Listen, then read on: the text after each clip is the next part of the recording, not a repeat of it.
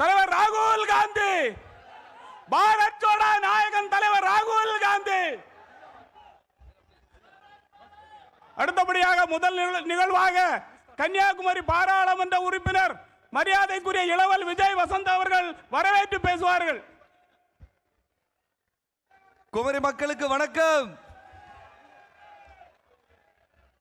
கன்னியாகுமரி மாவட்டத்தில் நடைபெறும் மதசார்பற்ற முற்போக்கு கூட்டணியின் இந்த பொதுக்கூட்டத்தில் உங்கள் அனைவரையும் வரவேற்பதில் பெரும் மகிழ்ச்சி அடைகிறேன். முதலில் with pride and joy we welcome you ராகுல் காந்திஜி.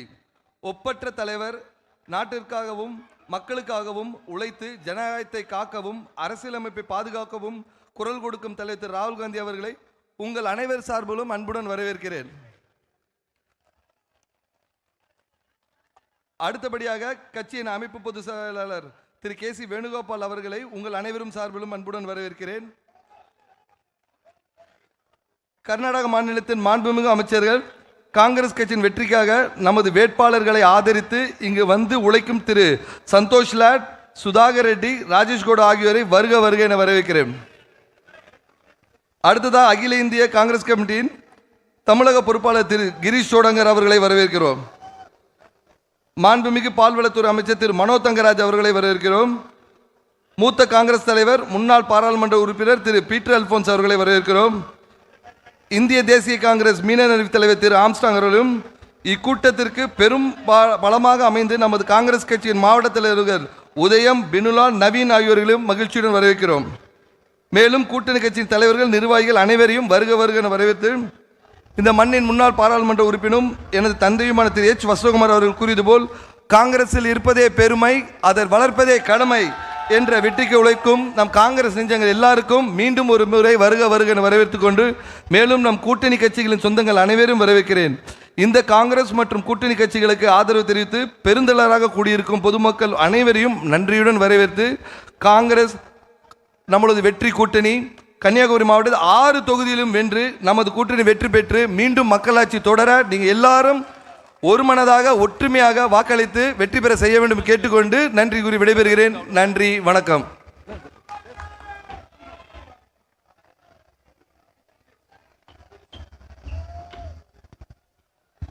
தலைவர் ராகுல் காந்தி, தலைவர் ராகுல் காந்தி, தலைவர் ராகுல் காந்தி மத சார்பற்ற முற்போக்கு கூட்டணி சார்பாக கன்னியாகுமரி மாவட்டத்தில் போட்டியிடுகின்ற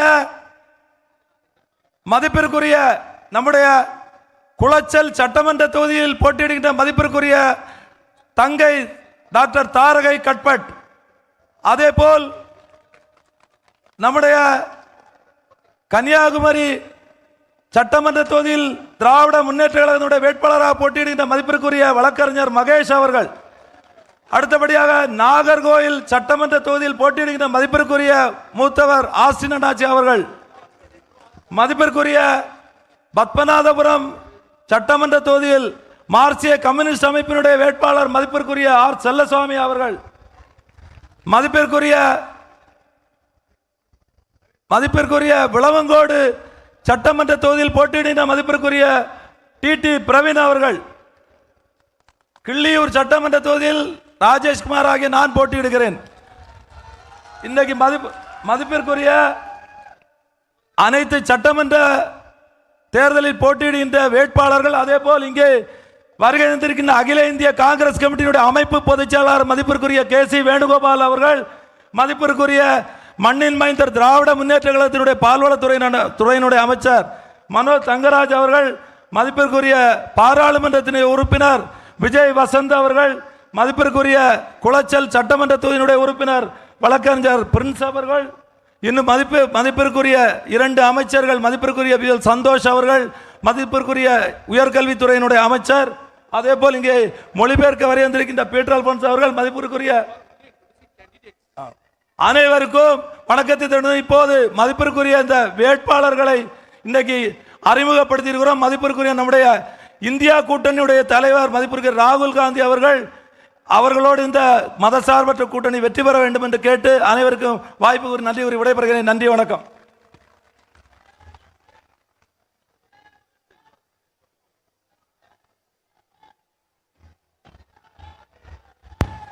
we request our honorable leader of opposition, our leader Rahul Gandhi ji, to address you. Thank you.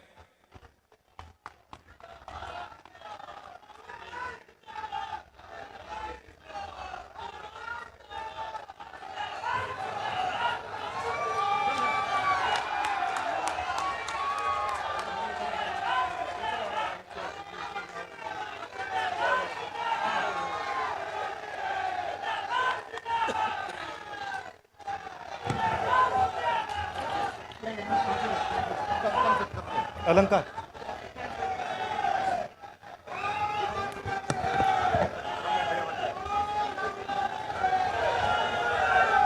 Hello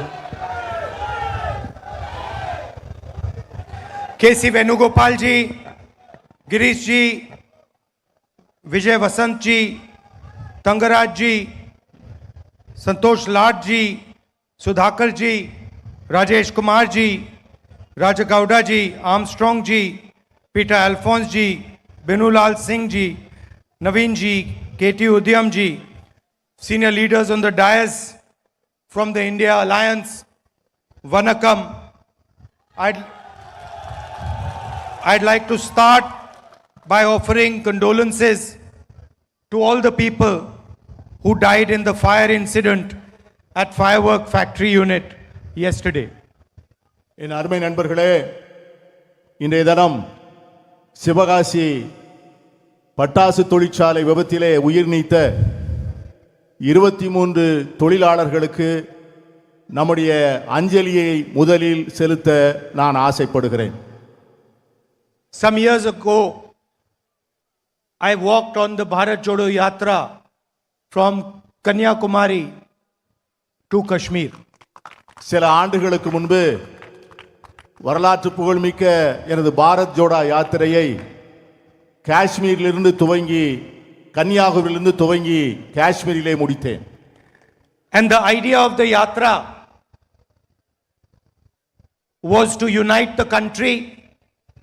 That's why it was called Bharat Jodo Yatra, and send the message in the country that the country was made up of different ideas, different languages, different traditions, different histories, different religions, and all of them had to stand united in harmony and in love and affection.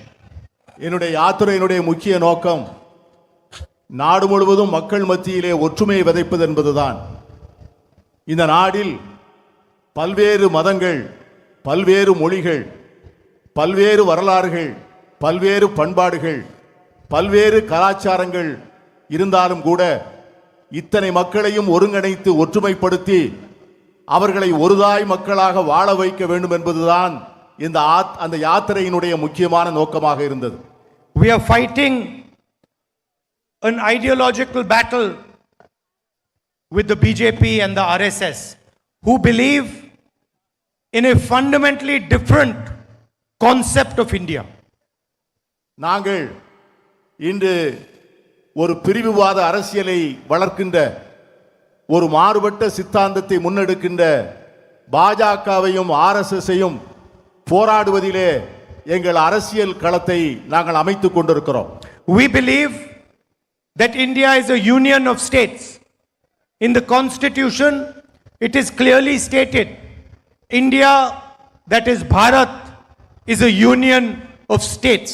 And what this means is that all states, all languages, all traditions should be treated equally.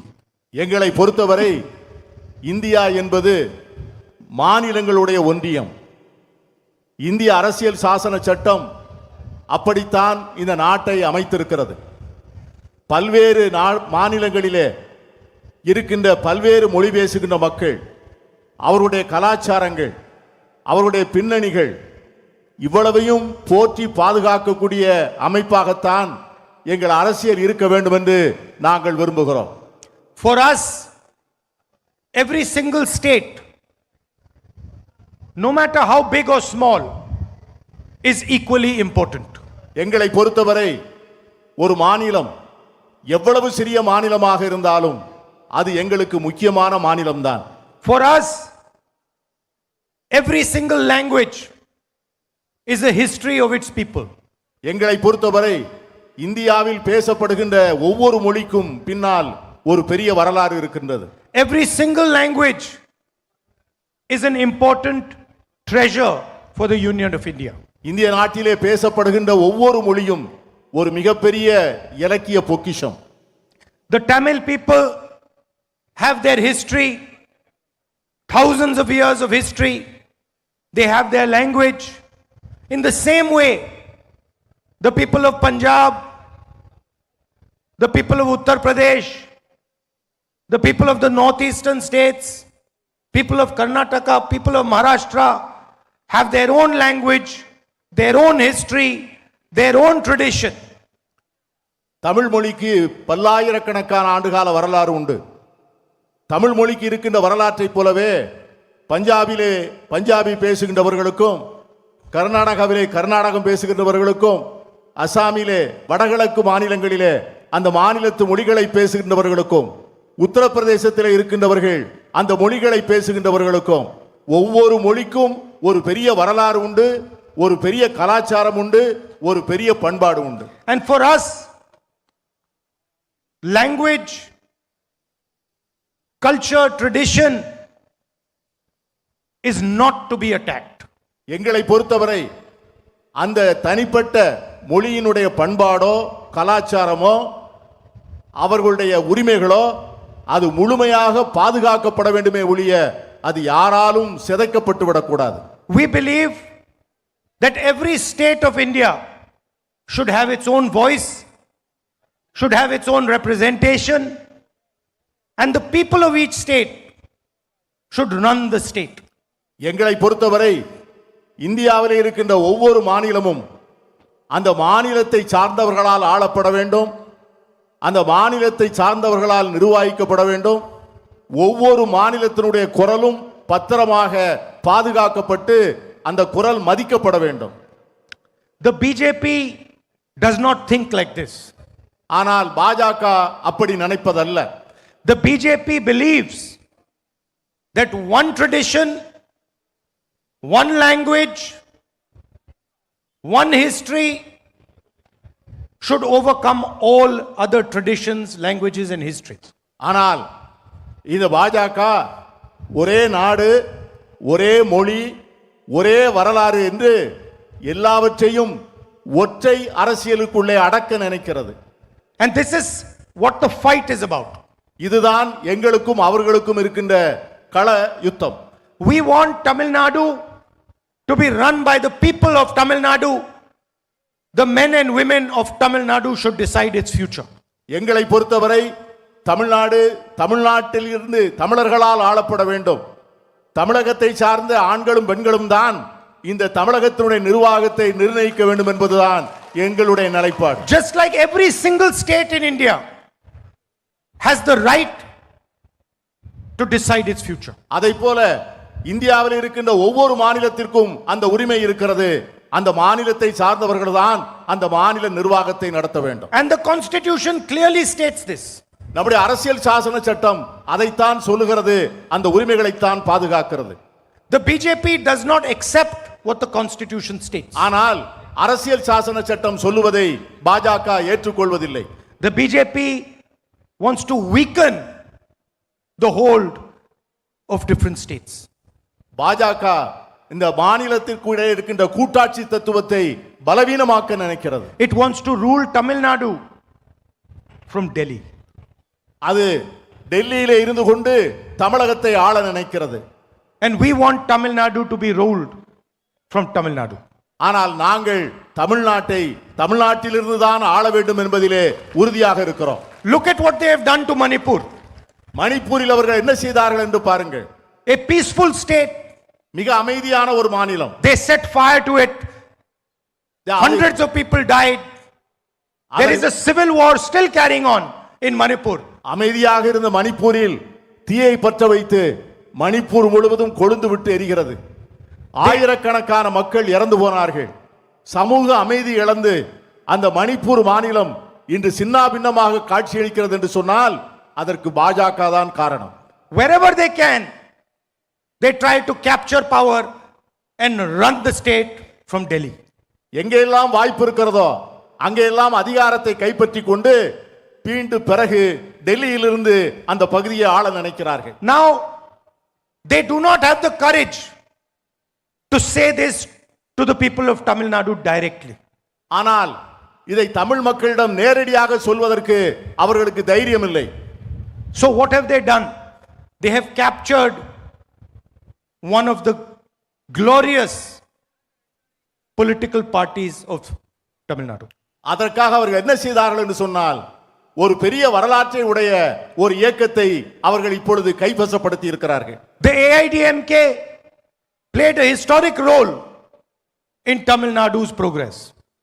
அனைத்து இந்திய அண்ணா திராவிட முன்னேற்ற கழகம் தமிழ்நாட்டினுடைய வளர்ச்சியிலே ஒரு மிகப்பெரிய பங்காற்றி இருக்கிறது என்பதை நான் மறுக்கவில்லை. There were leaders in the AIDMK who truly represented the people of Tamil Nadu. அனைத்து இந்திய அண்ணா திராவிட முன்னேற்ற கழகத்திலே தமிழகத்தை உண்மையாகவே பிரதிபலித்த தலைவர்கள் இருந்தார்கள் ஒரு காலத்தில். But today, the AIDMK is a hollow shell. ஆனால் இன்று இருக்கின்ற அண்ணா திராவிட முன்னேற்ற கழகம் என்பது ஒரு வெற்று கூடாக மாறி போயிருக்கிறது. It has now become the instrument of the BJP to enter Tamil Nadu. தற்போது அதிமுக பிஜேபி தமிழகத்துக்கு நுழைவதற்கான கருவியாக மாறி போயிருக்கிறது. The leadership of the AIDMK has surrendered to the BJP because of their corruption. Anna Dravida Munnetra கழகத்தினுடைய இன்றைய தலைவர்கள் ஊழலில் திளைத்த காரணத்தினால் இன்று மோடி அரசிடம் முழுமையாக சரணாகதி அடைந்திருக்கிறார்கள். And the RSS is planning, is trying to rule Tamil Nadu by proxy. RSS இயக்கம் தமிழகத்தை பெனாமிகளை வைத்து ஆட்சி செய்வதற்கான முயற்சிகளை மேற்கொண்டிருக்கிறது. The same way Donald Trump controls the Prime Minister of India, the Prime Minister of India wants to control Tamil Nadu through the AIDMK. அமெரிக்க குடியரசுத் தலைவர் Donald Trump எப்படி மோடியை கைவசப்படுத்தி ஆட்டுவிக்கிறாரோ அதை போல மோடி தமிழகத்திலே இருக்கின்ற எடப்பாடியை கைவசப்படுத்தி அவரை ஆட்டுவிக்க நினைக்கிறார். And the DMK and the Congress party and our alliance are defending Tamil language, Tamil culture, Tamil history from the RSS. ஆனால் நாங்கள் கூட்டணி வைத்திருக்கின்ற திராவிட முன்னேற்ற கழகமாக இருந்தாலும் சரி, எங்கள் கூட்டணியில் இருக்கிற மற்ற கட்சிகளாக இருந்தாலும் சரி, நாங்கள் தமிழ் மொழியை பாதுகாப்பதிலே உறுதியாக இருக்கிறோம், தமிழ் கலாச்சாரத்தை போற்றுவதிலே உறுதியாக இருக்கிறோம், தமிழ் பண்பாட்டை சிதறாமல் கவனிப்பதிலே நாங்கள் மிகவும் உறுதியாக இருக்கிறோம். The RSS hates the idea, hates the Dravidian idea. RSS இயக்கம் அடிப்படையிலேயே திராவிட சித்தாந்தத்தையே வெறுக்கிறது. Because they know that it is the Tamils who can challenge them. அவர்களுக்கு நன்கு தெரியும் RSS இயக்கத்தின் சித்தாந்தத்தை எதிர்க்கக்கூடியவர்கள் தமிழர்கள்தான் என்பது அவர்கள் நன்கு அறிந்தது. They know it is the brave Tamil people who will resist them. அவர்கள் தெரியும் வீரமான தமிழர்கள் அவர்களை ஒரு நாளும் ஏற்றுக்கொள்ள மாட்டார்கள் என்பது அவர்களுக்கு நன்கு தெரியும். And they know that the Tamil people will never knowingly surrender to them. அவர்களுக்கு தெரியும் இந்த தமிழர்கள் ஒரு நாளும் அவர்களிடம் சரணடைய மாட்டார்கள் என்பதும் அவர்களுக்கு நன்கு தெரியும். That is why they are trying this new technique of coming through with the AIDMK. அதனால்தான் அவர்கள் இப்பொழுது புதிதாக ஒரு யுக்தியை கண்டுபிடித்து அண்ணா திராவிட முன்னேற்ற கழகத்தின் மூலம் தமிழகத்திலே வந்து கால் பதிக்க நினைக்கிறார்கள். Few days ago in Parliament, the Prime Minister did a very dangerous thing. சில நாட்களுக்கு முன்பு நம்முடைய பிரதமர் பாராளுமன்றத்திலே மிகவும் ஒரு ஆபத்தான ஒரு காரியத்தை செய்தார். He told the country that he wants to pass a women's bill. இந்த நாட்டு மக்களிடம் அவர் என்ன சொன்னார் என்று சொன்னால் மகளிருக்கான இடஒதுக்கீடை வழங்க போகிறேன் என்று சொன்னார். But the real plan was to change the electoral structure of India. ஆனால் அவருடைய உண்மையான எண்ணம் என்னவென்று சொன்னால் இந்த நாட்டிலே இருக்கின்ற தேர்தல் கட்டுமானத்தையே சீர்குலைப்பதுதான் அவர் மனதிலே இருந்த உண்மையான சதித்திட்டம். Hidden behind the women's bill was a delimitation bill that would change the constituencies of India. இந்த மகளிர் இடஒதுக்கீடுக்கு பின்னால் தொகுதி சீரமைப்பு என்கிற ஒரு விதியையும் சேர்த்து இந்தியாவிலே இருக்கின்ற அத்தனை தொகுதிகளையும் மாற்றி அமைப்பதற்கான ஒரு முயற்சியை அவர் மேற்கொண்டார். What they wanted to do was reduce the number of seats of southern states, of northeastern states, and of smaller states. அவர் செய்ய நினைத்தது என்னவென்று சொன்னால் தென் மாநிலங்களுக்கு பாராளுமன்றத்தில் இருக்கின்ற பிரதிநிதித்துவத்தை குறைக்க வேண்டும். And fundamentally change the balance of power in India. வடகிழக்கு மாநிலங்களிலே இருக்கின்ற இடங்களை குறைக்க வேண்டும்.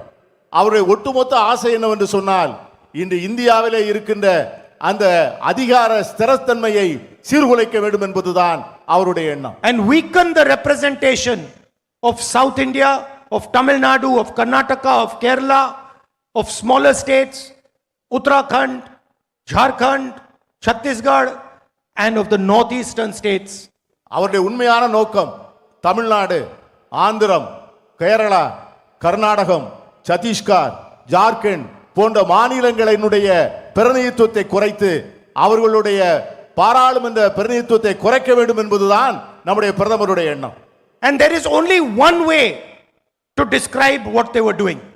அவர்கள் செய்வதை சொல்வதற்கு ஒரு வழிதான் இருக்கிறது. And that is that it was an anti-national action. அது என்னவென்று சொன்னால் அவர் செய்ய நினைப்பது மிகப்பெரிய தேச விரோத செயல். It is an action against the union of states. இந்த ஒன்றுபட்ட இந்தியாவை எதிராக அவர் செய்கின்ற சதி. And that is why we stopped it and we defeated the bill in parliament. அதனால்தான் அதை பாராளுமன்றத்திலே தடுத்து நிறுத்தினோம், அந்த மசோதாவை தோற்கடித்தோம்.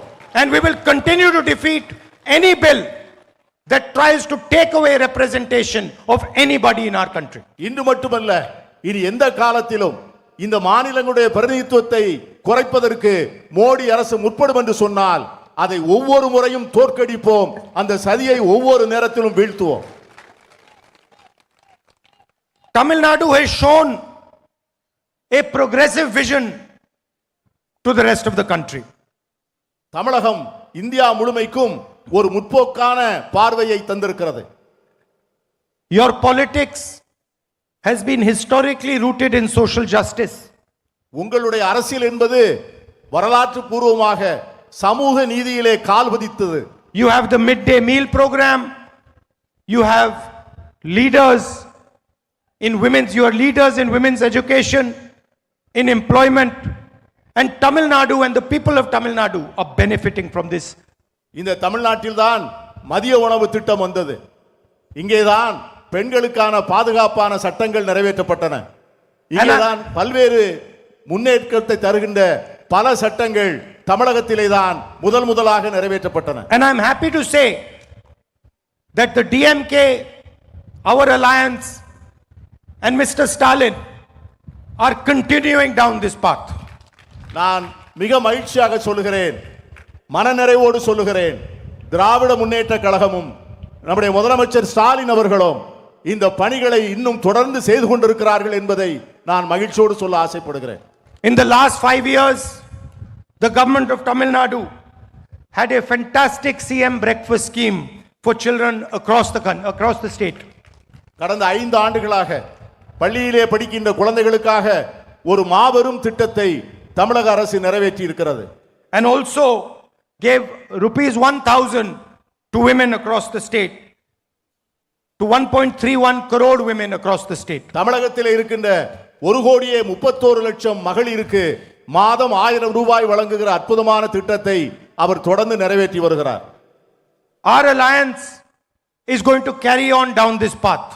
எங்களுடைய கூட்டணி இந்த பணிகளை தொடர்ந்து செய்யும். We are going to increase the amount of money that is given to women to 2,000 rupees a month. எங்களுடைய கூட்டணி ஆட்சிக்கு வருகின்ற போது இப்பொழுது கொடுக்கின்ற 1000 ரூபாயை 2000 ரூபாயாக உயர்த்தி தருவோம் என்கிற உறுதியை தந்திருக்கிறோம். Senior citizens and differently able people will also get 2,000 rupees a month. மூத்த குடிமக்களும் மாற்றுத் திறனாளிகளும் இப்பொழுது பெறுகின்ற 1000 ரூபாயிலிருந்து கூடுதல் 1000 ரூபாயாக 2000 ரூபாய் பெறுவார்கள். Any woman who's a first time property buyer will have free property registration. முதல் முறையாக சொத்து வாங்குகின்ற எந்த பெண்ணுக்கும் முழுமையான பத்திரவு பதிவு கட்டண சலுகை உண்டு. And all government vacancies will be filled within 300 days. அரசாங்கத்தில் இருக்கின்ற அத்தனை காலி பணியிடங்களும் உடனடியாக நிரப்பப்படும். Meritorious students will get 2,000 rupees scholarship for college. திறமையான மாணவர்களுக்கு கல்லூரிக்கு செல்லுகின்றவர்களுக்கு மாதம் 2000 ரூபாய் கல்வி உதவித்தொகை வழங்கப்படும். And I am confident we will defeat the RSS AIDMK plan to hand over control of Tamil Nadu to Mr. Modi and Mr. Shah. RSS இயக்கமும் பாஜகவும் எடுத்துக்கொண்டிருக்கின்ற இந்த சதியை நிச்சயமாக நாங்கள் முறியடிப்போம் என்று நான் உறுதியாக நம்புகிறேன். And of course, whenever we come to Tamil Nadu, we remember our great leader K. Kamaraj. நான் எப்பொழுதெல்லாம் தமிழ்நாட்டுக்கு வருகிறேனோ அப்பொழுதெல்லாம் நம்முடைய நெஞ்சத்திலே நிறைந்த பெருந்தலைவர் காமராஜர் அவர்களை நான் நன்றியோடு நினைப்பேன். And he is still remembered for the pioneering work that he did in social justice and his contribution. The midday meal scheme will always be remembered. இன்றும் அவர் மறைந்து இத்தனை ஆண்டுகளான பின்பும் பெருந்தலைவர் காமராஜர் அவர்களை நினைக்கின்ற போது அவர்கள் சமூக நீதிக்காக எடுத்த முன்னெடுப்புகள், அவர்கள் எடுத்த பகல் உணவு திட்டம், அவர்கள் கல்விக்காக செய்த பல்வேறு பணிகளை நம்மால் ஒரு நாளும் மறக்க முடியாது. And Tamil Nadu still remembers how he expanded the public education system and laid a foundation for a solid education for Tamil Nadu. அவருடைய ஆட்சி காலத்திலே மாநிலத்தினுடைய கல்வி திட்டத்திற்கு எவ்வளவு அருமையான அடிப்படை பணிகள் செய்யப்பட்டன, எப்படி அவர் உயர்கல்வியை வளர்த்தெடுத்தார் என்பதை நாம் இன்னும் நினைவு கூர்கிறோம். I said that the BJP wants to rule Tamil Nadu from Delhi. நான் உங்களிடம் பேசுகின்ற போது சொன்னேன், பாஜக தமிழ்நாட்டை டெல்லியிலிருந்து ஆள நினைக்கிறது என்று நான் சொன்னேன். And I started my speech with the Bharat Jodo Yatra, a walk designed to unite our country. நான் இந்த இடத்திலிருந்து பாரத் ஜோடோ யாத்திரை ஆரம்பிக்கின்ற போது இந்த நாட்டை ஒற்றுமைப்படுத்த வேண்டும் என்கிற உணர்வோடு அந்த யாத்திரையை நான் துவங்கினேன். The worst thing about the RSS and the BJP is how they create hatred in our country. RSS இயக்கத்தில் பாஜக இயக்கத்தினுடைய கொள்கையினுடைய மோசமான விளைவுகள் என்னவென்று சொன்னால் இந்த நாட்டு மக்கள் மத்தியிலே வெறுப்பு விதைகளை விதைத்து அவர்களை எப்படி பிளவுபடுத்துவது என்பது. How they shatter the harmony of our country. நாட்டிலே இருக்கின்ற ஒற்றுமையை நல்லிணக்கத்தை உருக்குலைக்க நினைக்கின்ற கொடும் செயல் அது. How they attack minorities throughout our country. நம் நாட்டிலே இருக்கின்ற சிறுபான்மையினரை இந்தியா முழுவதும் அவர்கள் தாக்குகிறார்கள், சிதைக்க நினைக்கிறார்கள். For the first time in our history, in our modern history, minorities feel uncomfortable, feel scared living in this country. நம்முடைய வரலாற்றில் முதல் முறையாக சிறுபான்மை மக்கள் தாங்கள் பாதுகாப்பில்லாத ஒரு வாழ்க்கை வாழ்கிறோமோ என்கிற அச்ச உணர்வை பெற்றிருக்கிறார்கள். Whether you're a Christian or a Muslim or a Sikh or a Adivasi, you are attacked, vilified and violence is carried out against you. நீங்கள் கிறிஸ்தவராக இருக்கலாம், இஸ்லாமியராக இருக்கலாம், சீக்கியராக இருக்கலாம், பழங்குடி வகுப்பினராக இருக்கலாம், ஆனால் உங்களை எல்லாம் தேடி தேடி உங்களுடைய உரிமைகளை பறித்து உங்கள் மேலே வன்முறையை ஏவி விட்டு இந்த நாட்டில் வெறுப்பு விதைகளை வளர்க்க நினைக்கிறார்கள் அவர்கள். Sisters are attacked in Chhattisgarh. An entire state has been burnt and people are made to feel scared to live in India. Chhattisgarh மாநிலத்திலே கன்னியாஸ்திரிகளை அவர்களை கொடுமைப்படுத்தி அவர்கள் மீது வன்முறை ஏவி விட்டு அந்த மாநிலத்தில் முழுவதும் பதற்றத்தை விதைத்திருக்கிறார்கள் இந்த கொடியவர்கள். And that is the single biggest reason that the BJP and the RSS have to be defeated in this country. அந்த ஒரு காரணத்திற்காகவே இந்த ஆர்எஸ்எஸ்ஸையும் பாஜகவையும் தோற்கடிக்க வேண்டும். This country is not a hateful country. This country is a country of love and affection. It has always been a country of love and affection. இந்த நாட்டில் ஒரு நாளும் வெறுப்பு அரசியலை ஏற்றுக்கொண்டதில்லை. இந்த நாடு அன்பால் நிறைந்த நாடு, இந்த நாடு மனித நேயத்தால் நிறைந்த நாடு, இந்த நாடு ஒற்றுமை உணர்வால் நிறைந்த நாடு. இந்த சித்தாந்தத்தை தான் நாம் பாதுகாக்க வேண்டும். And the fight really is between the BJP ideology and the Congress ideology at the national level. இந்த தேசிய அளவிலே நடக்கிற அரசியல் களம் என்னவென்று சொன்னால் பாஜகவினுடைய தத்துவத்திற்கும் காங்கிரசினுடைய தத்துவத்திற்குமான அரசியல் யுத்த போராட்டம் தான். And the BJP knows that in the end, it is the Congress ideology that is going to defeat them. BJP சார்ந்தவர்களுக்கு நிச்சயமாக தெரியும், இறுதியிலே காங்கிரஸ் கட்சியினுடைய தத்துவம் தான் வெற்றி பெறும் என்பதை அவர்கள் முழுமையாக அறிந்திருக்கிறார். They know it. அவர்களுக்கு தெரியும். And the Prime Minister does not sleep at night because he knows that in the end, the Congress party is going to defeat him. பிரதம மந்திரி நன்றாக அறிவார், அவர் மனது அறியும், இறுதியிலே வெற்றி பெறப் போவது காங்கிரஸ் தான் என்பதை நம்முடைய பிரதமரே அறிவார். I'd like to thank all of you for coming here in this heat. It is always an honor and a pleasure for me to come to this great land. இந்த கொடிய வெயிலிலே நீங்கள் எனக்காக இங்கே வந்திருப்பதை பார்த்து நான் உள்ளபடியே நான் நெகிழ்ந்து போகிறேன். உங்களை பார்க்கின்ற போதெல்லாம் நான் மகிழ்ச்சி அடைகிறேன். உங்களை பார்க்கும் போதெல்லாம் நான் சந்தோஷப்படுகின்றேன். உங்கள் அன்புக்கு நான் நன்றியுடையவனாக இருக்கிறேன். Every Tamil person knows that we have a special relationship between myself and the Tamil people. தமிழ்நாட்டில் இருக்கின்ற ஒவ்வொரு தமிழனுக்கும் தெரியும், எனக்கும் தமிழர்களுக்கும் உள்ள தனிப்பட்ட உறவை தமிழ்நாட்டில் இருக்கின்ற அத்தனை தமிழர்களும் அறிவார்கள். And this relationship goes beyond politics. அது அரசியலுக்கு அப்பாற்பட்ட உறவு. This is a relationship of trust, of love and affection. இந்த உறவுக்கு அடிப்படை நாம் ஒருவருக்கொருவர் வைத்திருக்கின்ற மரியாதை, நாம் ஒருவர் மேல் ஒருவர் கொண்டிருக்கின்ற அன்பு, நாம் ஒருவர் மேல் கொண்டிருக்கின்ற பாசம், புரிதல். And you have shared this relationship with my grandmother, with my father. நீங்கள் என்னுடைய பாட்டி அன்னை இந்திரா காந்தி மீது உங்கள் பாசத்தை கொட்டினீர்கள். என் தந்தை ராஜீவ் காந்தி மீது பாசத்தை கொட்டினீர்கள். இப்பொழுது என் மீது பாசத்தை கொட்டுகிறீர்கள். And it is something that I value. இதை நான் ஒவ்வொரு நாளும் என் மனதில் வைத்து அதை மதிப்பிட்டு ஒவ்வொரு நாளும் அந்த அன்பை போற்றி வருகிறேன். How the Tamil people feel, whether they are happy or not, these are fundamental things for me. நான் தமிழக மக்களுக்கு சொல்வேன், அரசியல் என்பது அடுத்து வருவது, ஆனால் உங்கள் மேல் நான் வைத்திருக்கிற அன்பு என் அடிப்படையான அன்பு, அது மாறாத அன்பு, என் நெஞ்சில் நிறைந்த அன்பு. And I want you to know that I might not have been born in this state, but I will defend Tamil language, Tamil culture, Tamil history, Tamil tradition till I am alive. நான் தமிழனாய் பிறக்கவில்லை என்பது உண்மைதான், ஆனால் என் வாழ்நாள் முழுவதும் தமிழ் மொழியை, தமிழ் கலாச்சாரத்தை, தமிழ் பண்பாட்டை பாதுகாத்து தீர்வேன் என்கிற உறுதிமொழியை உங்கள் அனைவருக்கும் நான் கொடுக்கிறேன். Thank you.